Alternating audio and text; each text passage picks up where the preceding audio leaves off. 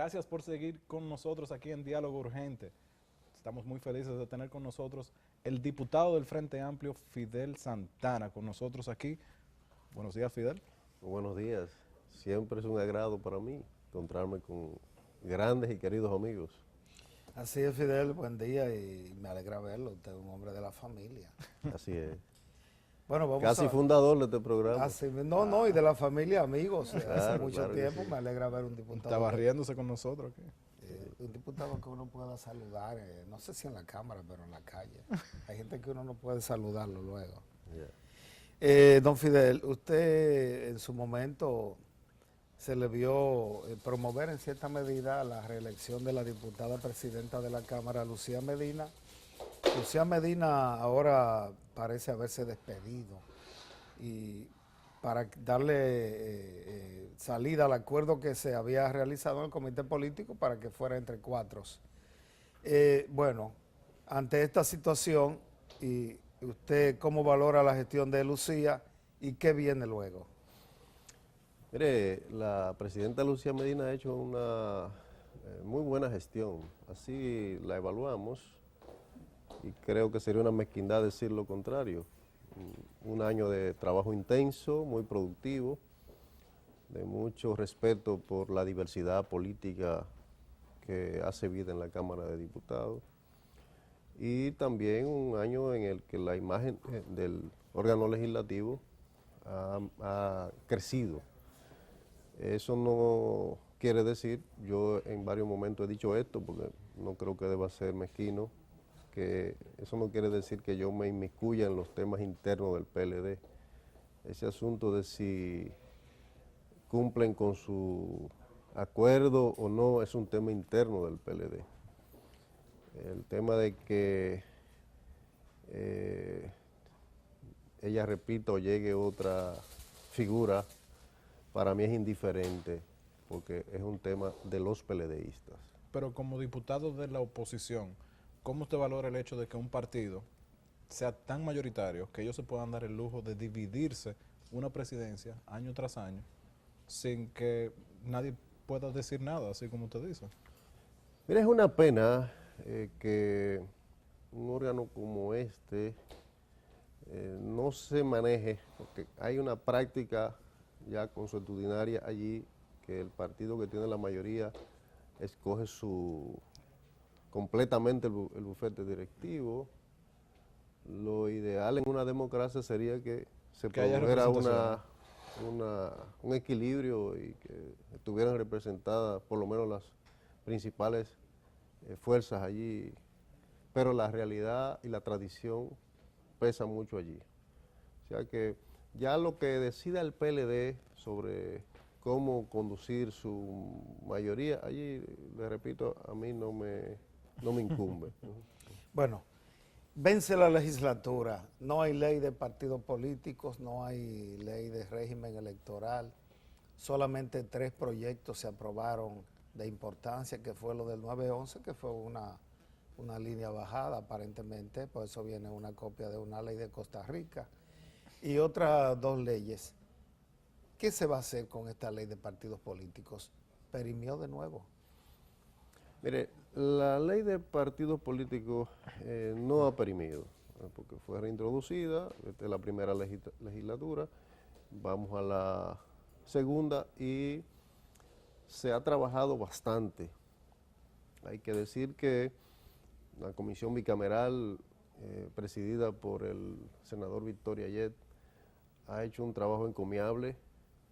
Yo formo parte de esa comisión y me consta que existe una voluntad política, por lo menos entre los actores legislativos que estamos participando en la comisión bicameral que discute estas piezas, que hasta ahora hemos alcanzado un consenso de más de un 90% de los artículos que la integran, por lo menos la ley de partidos, y que solo está trabada esta ley en espera de que las cúpulas de los grandes partidos fundamentalmente decidan algunos temas en los que no alcanzan a ponerse de acuerdo, las cúpulas políticas. Internas. Exactamente. Muchas veces internas, ¿verdad? En el PLD hay temas que hay corrientes que se expresan en forma diferente. Por ejemplo, en torno al tema de si padrón abierto, padrón cerrado para la primaria, en el PLD hay dos Era visiones. distintivo, ¿sí? sí. Entonces, un poco eso tiene trabajo finalmente el que pudiera haberse rendido el informe de la ley de partidos, el tema de la primaria, si son abiertas y con qué padrón, si el de la Junta o padrón cerrado. En ese sentido, el presidente de la Junta, que nos visitó atendiendo una invitación de la Comisión Bicameral, fue muy categórico en el sentido de que la perspectiva de primarias con padrón abierto y simultánea está cerrada por un tema de inconstitucionalidad, porque ya la Suprema Corte de Justicia en el 2004 falló declarando esa perspectiva como inconstitucional. ¿Pero qué es inconstitucional? Sí. ¿Hacerlo con padrón cerrado? Inconstitucional hacer las primarias simultáneas con padrón abierto. O sea, que todo el mundo pueda votar por el que mejor Exacto. quiera de cualquier partido. Exacto. Y sin establecer de dónde saldrían los fondos para eso, porque el propio presidente de la Junta decía que eso era casi una elección nacional de nuevo. Claro. Movilizar más de 14,000 colegios electorales, más de 100,000 personas con viáticos y con dietas, etcétera, que eso implicaba una cantidad de recursos inmanejables para la Junta Central Electoral. Ahora, una pregunta, y disculpe que le interrumpa. Dentro de todo, y me corrige si estoy equivocado, esas internas eran solamente para los partidos que tenían por encima del 5% del electorado. Es correcto. ¿Cómo usted ve que los partidos llamados minoritarios, o sea, los partidos que no lograron ese 5%, se estén dejando a un margen, digamos, de temas como este? O sea, ustedes también tendrían que tener algún tipo de regulación para sus convenciones internas. No se dejan fuera, sino que los partidos, uno de los cuales yo presido, nuestros estatutos contemplan otro tipo de actividad que hace las funciones de la primaria, que son las convenciones y en algunos casos los congresos.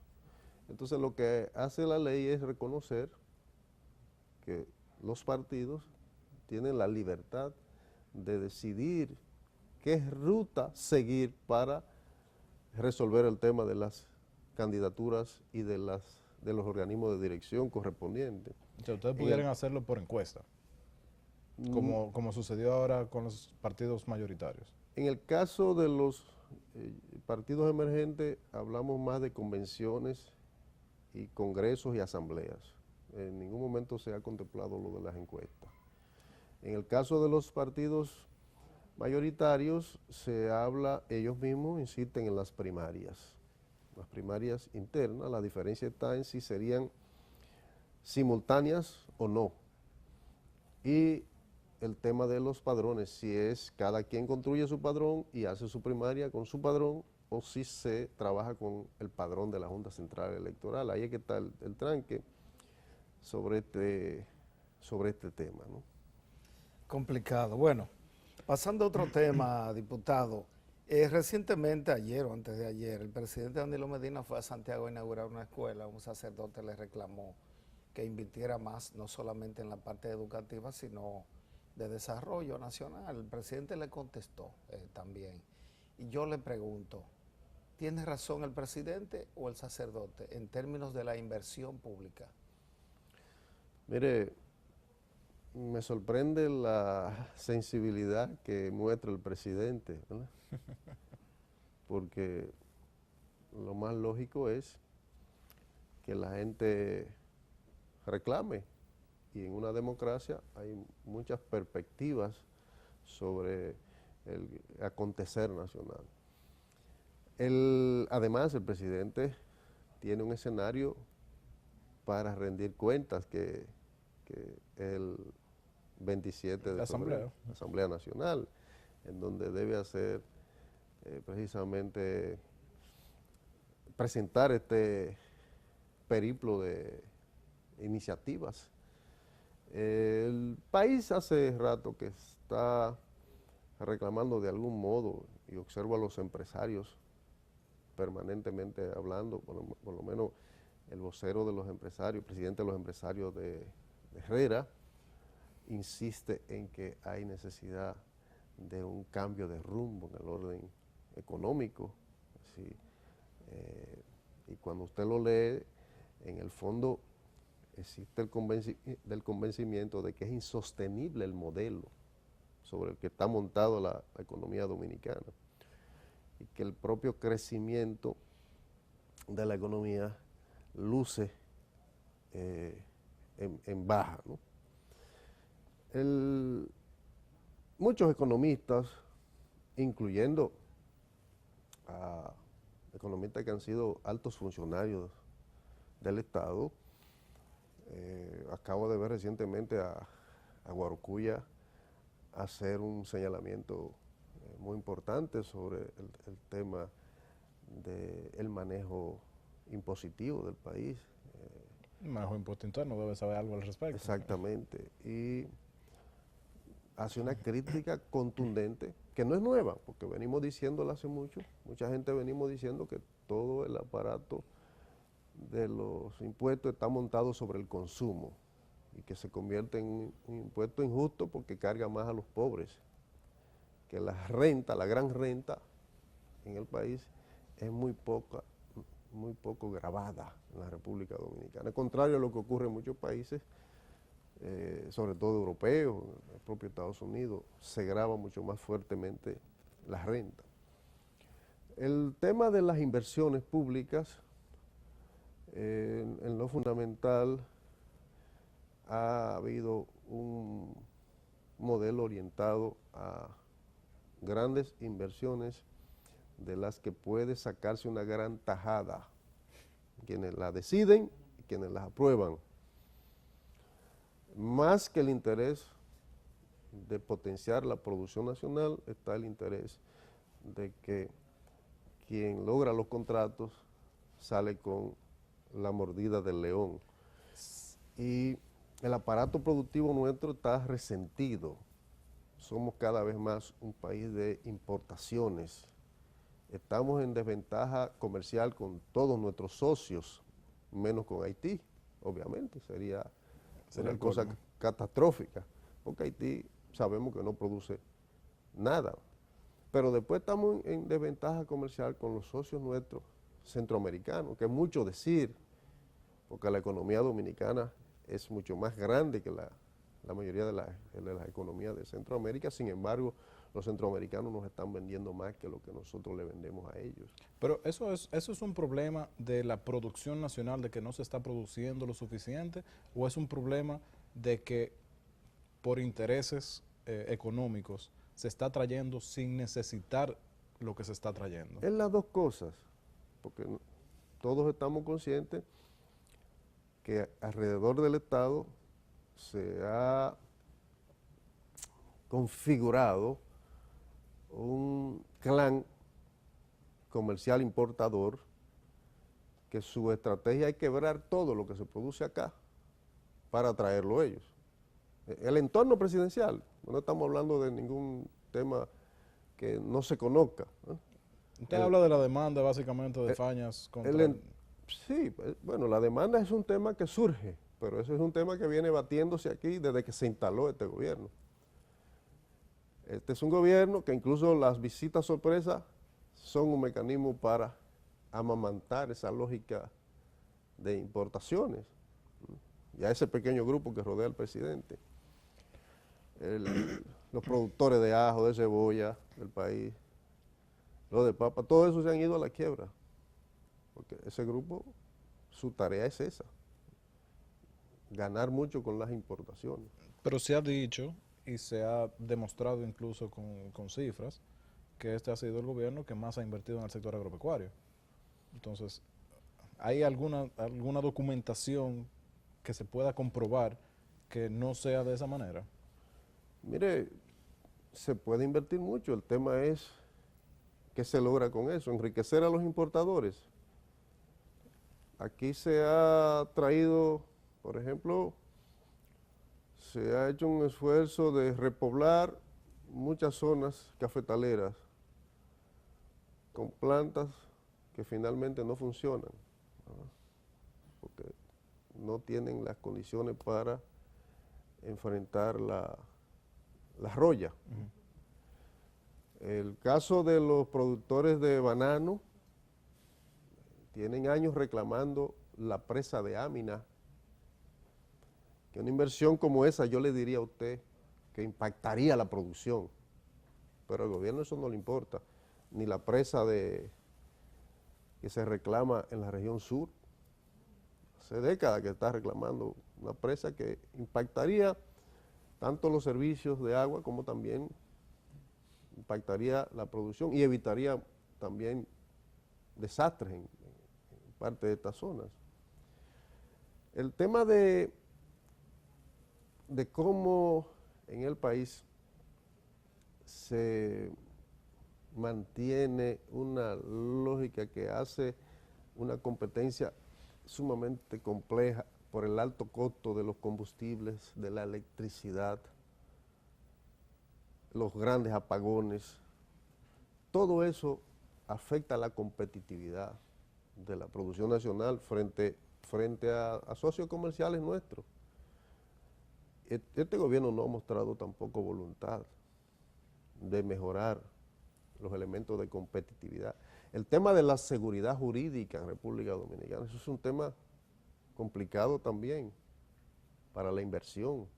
Aquí hay gente que llegó, hizo grandes inversiones en la zona fronteriza, atendiendo a la ley esta de desarrollo fronterizo, pero tampoco han contado con el respaldo de lo que manda la ley, que por cierto está a punto de cumplirse el plazo y la región norte requiere que exista una voluntad política para que se rescate esa ley y sobre todo se rescate el sentido de esa ley, que era precisamente lograr convertir a la frontera en una especie de zona de gran producción. Mercado binacional. Y de un mercado binacional, pero eso ha sido un fracaso porque no existe realmente una voluntad. El gobierno se ha concentrado más en desarticular el Estado. La lógica que funciona a partir de los ministerios públicos que debería funcionar, el gobierno la ha desarticulado. Y entonces el presidente es el conejo Bux, atiende todas las bases. Y los ministerios ahí no funcionan, eso no existe. Él atiende todas las bases, ¿verdad? El tema de las visitas sorpresa acentúa un poco eso, el hecho de que un presidente tenga que ir, él, su figura, a un pueblo a resolver el más mínimo problema y tomar él las decisiones directamente, demuestra un poco esa parte de falta de institucionalidad. Así porque es. él tiene que decirle ahí, ministro de Obras Públicas, ministro de Agricultura, tienen que hacer esto, o hay que hacer una inversión de 20 millones de pesos, que es un monto insignificante para lo que es un Estado. Así es, él ha desdibujado el Estado dominicano, por lo menos la institucionalidad del Estado ha resultado bastante golpeada. Y yo insisto en que se trata de un gobierno sumamente autoritario. Danilo lleva las cuentas de cada detalle de lo que está ocurriendo en los ministerios, en las direcciones, y ninguno de los funcionarios puede mover una aguja sin que él lo autorice. Es cada vez más autoritario. Y por eso yo insisto, aquí no hay ni siquiera respeto por la separación de los poderes. Aquí hay un solo poder. Lo demás es ficción. El poder legislativo y el poder judicial es una ficción. Aquí hay un solo poder. Por eso él pone los jueces, decide todas esas cosas, ¿verdad? Porque además nadie discute que está permanentemente en reelección. Es el mejor alumno de Joaquín Balaguer en ese tema, de que nunca cierra el capítulo de la reelección. Está montado ya en la reelección. Sí. Fidel, La Marcha Verde, los críticos de la Marcha Verde dicen que lo que se busca allí es formar un partido político al 2020, y que algunas personas van a hacer candidatura. Su amiga María Teresa Cabrera, dirigente educativa, ha estado dando la cara. Mencionan otras personas que van a ser candidatos, hasta lo mencionan a usted como candidato presidencial de la Marcha Verde, convertida en Partido Verde. ¿Qué hay de cierto en eso? Mire, yo creo que el PLD tiene un gran afán por desacreditar la Marcha Verde, y no hay manera que ese tipo de afirmaciones cobren sentido. Porque en la Marcha Verde está participando gente de todas las ideologías y gente que no milita en ningún espacio. Allí solo hay un punto común: derrotar la corrupción y la impunidad. Es el único punto que une a la Marcha Verde. ¿Y por qué sería desacreditar la Marcha Verde, mencionarla en el ámbito político? Bueno, porque ese no es su propósito. Yo le diría a usted, María Teresa Cabrera es vicepresidenta del Frente Amplio. ¿Usted cree que nosotros vamos a trabajar para que surja otro partido? O Guillermo Moreno, que va a la Marcha Verde, ¿usted cree que estaría de acuerdo con que surja otro partido de la Marcha Verde? O he visto incluso a Luis Abinader participando en la Marcha Verde. ¿Usted cree que estaría de acuerdo en que surja otro partido? O los curas que están participando y que son parte, ¿usted cree que están de acuerdo que se desnaturalice esa dinámica social y se convierta en una estructura política? No, eso no es más que un mecanismo para intentar desmovilizar a la ciudadanía. La gente está allí porque se hartó con J, ¿verdad?, de cómo se manejan los asuntos públicos en el país, de que existan tantos corruptos, grandes corruptos, burlándose de la gente que van a los restaurantes. Bueno, ya han comenzado la gente a decirle en los restaurantes, ¿verdad? ¿Qué le dicen? Están diciéndole ladrón, ladrones. ¿Existe público? ¿Pero a quién? ¿A quién? No, yo prefiero... Eso a los venezolanos. El los venezolano. funcionarios de No, Venezuela. aquí ha ocurrido ya también, pero yo prefiero que sean las redes cualquier día de esto Que aparezcan. que aparezcan. El que come bien le dicen ladrón. No el que come bien, porque hay gente que está comiendo bien también en esos restaurantes. Los que le están diciendo a los que llegan ahí, Sí. que son funcionarios públicos, se han llevado mucho, le están diciendo ladrón. Mira, no, tú eres un ladrón, tú no tienes vergüenza. Gente que come bien también en esos restaurantes, porque no es la gente del barrio que va a esos restaurantes donde van los Pero Fidel, altos entonces funcionarios. tengo que hacer la pregunta porque ha sido una discusión aquí en varios momentos. El escenario político y de la manera que se lleva el Estado no va a cambiar si los mismos actores son los que se mantienen ahí elección tras elección. La única manera de cambiar eso es cambiando los actores. Si quienes están llevando la voz y quienes están mostrando cara y dando el frente en esta marcha, por ejemplo, pues simplemente para usarla como ejemplo, no dan el frente y participan en la política, ¿cómo va a cambiar? Porque simplemente pidiéndole al presidente que sean más transparentes, eso no va a forzar que nadie sea más transparente. Eso es un reclamo y puede durar 20 años haciéndose, pero nada va a forzar que eso cambie. La condición de ciudadanos implica participación en la política, pero no necesariamente en la política partidista. Lo que está haciendo la Marcha Verde es político en el sentido ciudadano, porque se constituye en un mecanismo de presión. Y no crea usted que no están cambiando cosas. Están cambiando cosas. ¿Qué ha cambiado? Vamos a ver. Mire, yo le puedo decir porque estoy dentro de uno de los órganos de poder y oigo a muchos de mis colegas del partido oficialista decir, a mí de aquí en adelante hay que convencerme por qué voy a votar aquí. Yo no votaré por líneas, porque después cuando se armen los expedientes, los que vamos presos somos los que levantamos la mano aquí siguiendo líneas. Pero alguien tiene miedo de caer preso. por una cuestión de corrupción o de porque no ha pasado nada finalmente. Bueno, pero la gente no se quiere ver en los expedientes. Y al final del día, ¿cuántos legisladores que votaron por cualquier cantidad Están ahí de igual. préstamos? Sí, Hay 3 legisladores presos, o sea, sí, en medida de coerción. pero precisamente 3 legisladores que al final de cuentas no son más que chivos expiatorios para que los grandes responsables de los actos que se investigan no resulten implicados en esos expedientes. Porque el 95% de los contratos no los han decidido esos legisladores que están en esos expedientes. Claro. Están todo lo que son y son todo lo que están. En el caso de Todo el Odebrecht. mundo sabe que no. Entonces eso quiere decir que se puede seguir aprobando cosas ahí porque se quedan afuera al final. Bueno, pero le estoy Eso no. diciendo, hay Están cambiando la mentalidad de esa marcha verde está impactando, sin duda. Y va a decidir, esa presión ciudadana va a decidir la nueva ruta en la cultura política dominicana. Fidel, una última pregunta de mi parte. El presidente Medina dejó entrever en una información, no sé si fue en una ponencia, las dudas sobre Punta Catalina, que cuándo iba a ser, que se iba a resolver el problema de los apagones, de los cuales tenemos experiencia de hace más de 50 años.